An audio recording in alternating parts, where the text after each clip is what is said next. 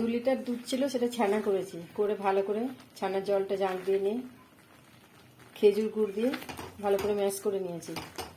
তারপর আমি এটাকে এখন আঁচটা একদম কমিয়ে দিয়ে জাল দিচ্ছি। দেখা যাক এটা কি করা যায়।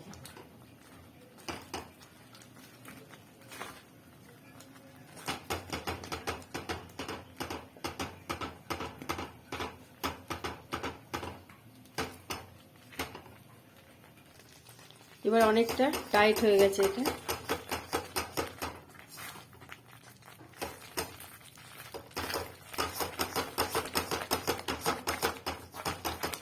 কন্টিনিউ নেড়ে যেতে হবে।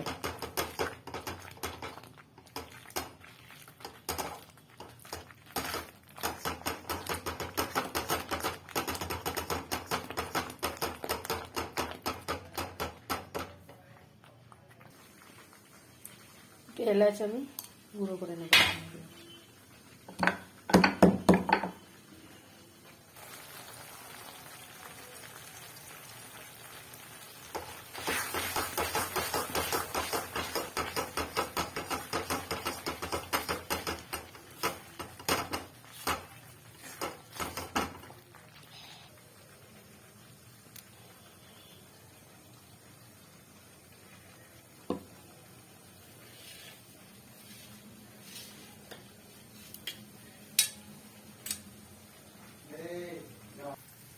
রেডি। এটা একদম কড়া পাকের সন্দেশ। এটা মোটামুটি বেশ কিছুদিন ফ্রিজের বাইরে রাখলেও খারাপ হবে না।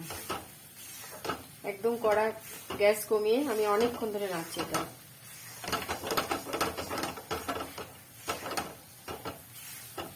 অনেকটা ছিল এটা, কিন্তু আস্তে আস্তে কমে একটুখানি হয়ে আসছে।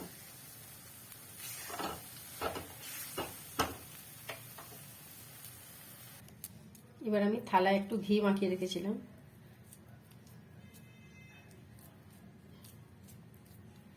এটা কিন্তু কিনতে পাওয়া যায় সবই।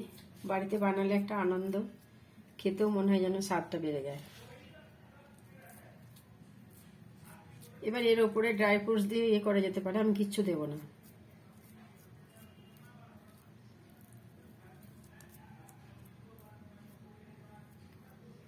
এবার একটু শুকিয়ে গেলে আমি পিস করে নেব।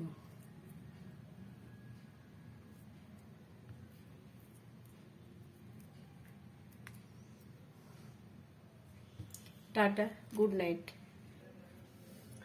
আমি এভাবে কেটে নিয়েছি, 20 পিস হয়েছে। ঠান্ডা হওয়ার পর আমি এটা দিয়ে দেব।